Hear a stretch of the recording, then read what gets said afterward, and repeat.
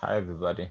This is the counting value algorithm from lead code, and I'm going to try to solve it. So, okay, an avid hiker keeps meticulous record of the hikes. During the last hike, that took exactly steps. For every step, it was noted if it was an uphill U or a downhill D step. Hikes always start and end at sea level, and each step up or down represents a 1 unit change in altitude. We define the following terms. A mountain is a sequence of consecutive steps above sea level, starting with a step up from sea level and ending with a step down to sea level. Got it. A valley is a sequence of consecutive steps below sea level, starting with a step down from sea level and ending with a step up to sea level. Given a sequence of up and down steps during a hike, find and print the number of valleys worked through. So we have the first example steps. The steps are going to be numbers, and path is going to be an array of characters D and U in it, and D represents down and U would be ups. So the hiker first enter a valley 2 units deep, then they climb out and up onto a mountain 2 units high. Okay. Finally, the hiker returns to sea level and ends the hike. The function description: complete the function, the counting function in the editor below. Counting valley as the following parameters. Okay. Okay. Um, the first parameter would be an integer, the number of steps on the hike, and the second one would be a string describing the path. Got it. So then it returns an integer, which should be the number of time the value has been traversed. So the input form, or the first, the counting in integer steps, the number of steps in the hike. Okay, the second line, counting a single string path step character that describes the path. Got it. I think, okay, let's just get look the sample input, and we have an image just right there, and the image is describing exactly the path. So this is up and down. This is a mountain, so this is not been going to be counted as a valley, and the valley would be counted from this just right there.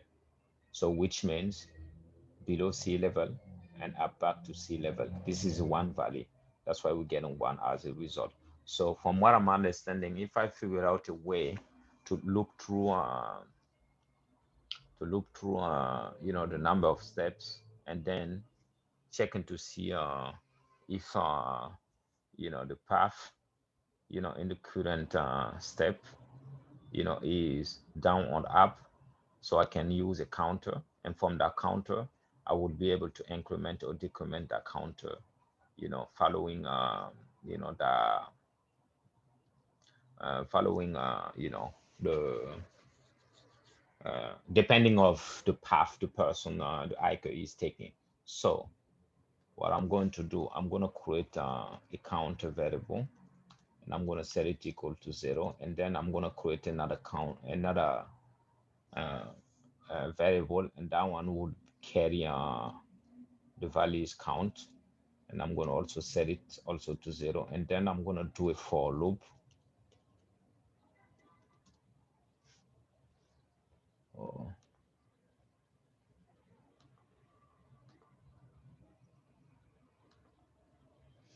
oh man, this thing is annoying.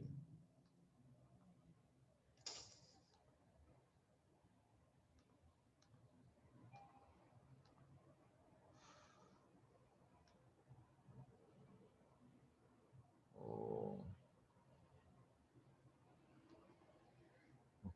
me see.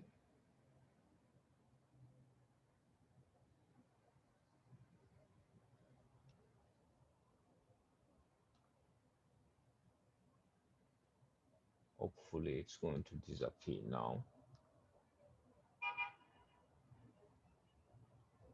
Okay, now I got rid of. So then I can do let I and set it equal to 0. And then I can have I, which is going to be less than steps, because steps is the number of path.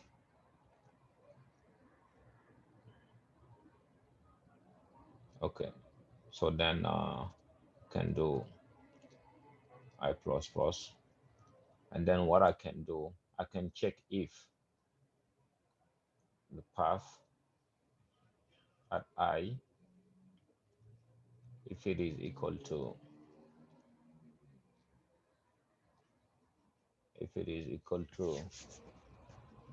u, I'm gonna do